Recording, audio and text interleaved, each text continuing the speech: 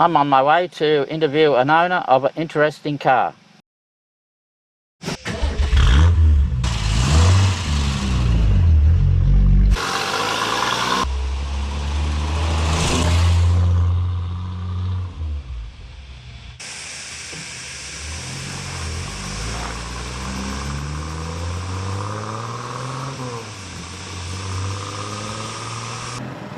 I'm here with David talking about his wonderful looking Toyota Corolla.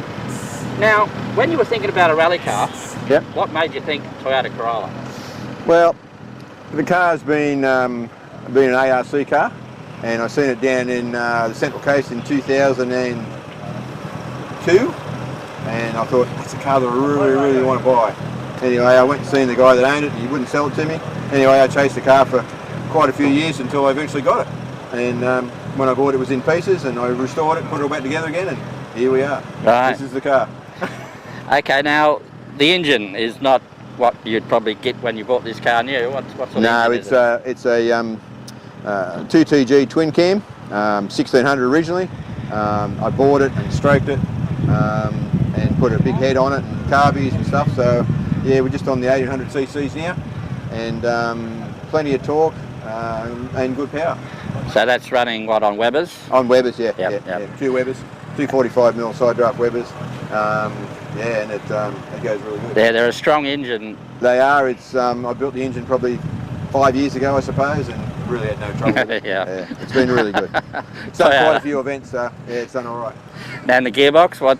The gearbox again, Toyota, but it's a T18 gearbox, and it's got a Albin, close gear ratio set in it.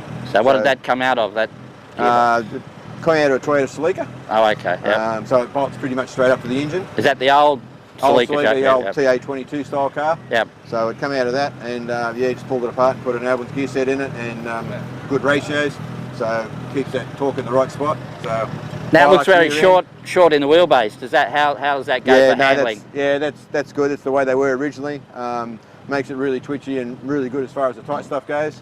Gets a little bit hair raiser when you get a fair bit of speed up to it, but you live with that. That's the adrenaline part, isn't it? That's what it's all about at the end of the day. Yep.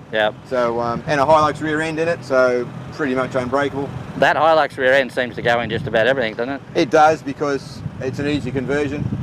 You can buy plenty of different ratios for it, which is obviously the most important thing. And it obviously keeps the cost down because there's so many Hiluxes out there. So is that limited slip or? Limited slip, yeah. Right. Yeah. I went limited slip rather than a locker because it's just too hard if you're driving on the road. And when we do the forest events as well, so we really need to be a driver on the road too. So it just becomes a pain with tyres. Yeah. They screech and scrowl and it just tears them up. Yeah. The limited slip's the way to go. Just every now and then pull it out and have a look at it, put it back in. Did you have to do anything to the brakes or? Yeah, brakes are all different. Front brakes are RX7 calipers and different discs, and the back are Corolla, front-wheel drive Corolla brakes with Nissan discs.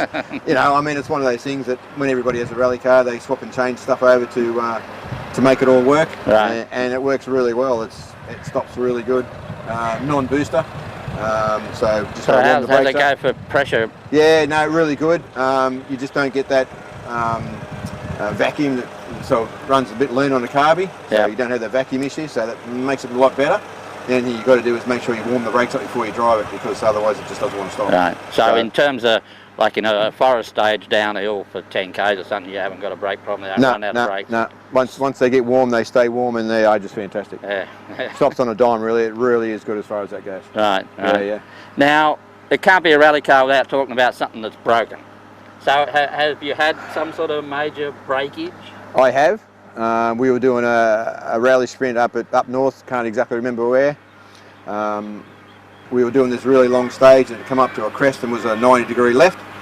As you do, you come flying down there in 5th gear and you go back a few gears, you get around the corner and you jump on the gas pedal, no drive. And I thought, what's going on here? And I'm playing with the gearbox. Seems like it's selecting, something wrong, so you pull over. Anyway, couldn't figure it out, so I just put it on the trailer, and it stopped. Couldn't start. The engine wouldn't wind over. I thought, oh, that's odd. What's going on there? No, shit, all the flow bolts off. All right. So a pretty unusual thing to happen, but It would be, yeah. flow bolts I know they'd been changed when I'd done the engine.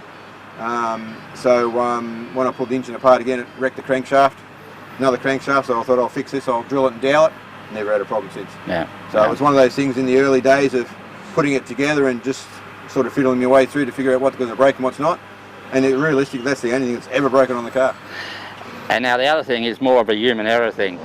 Off-road excursions? Plenty. Plenty? Yeah, I've probably rolled it twice in its time.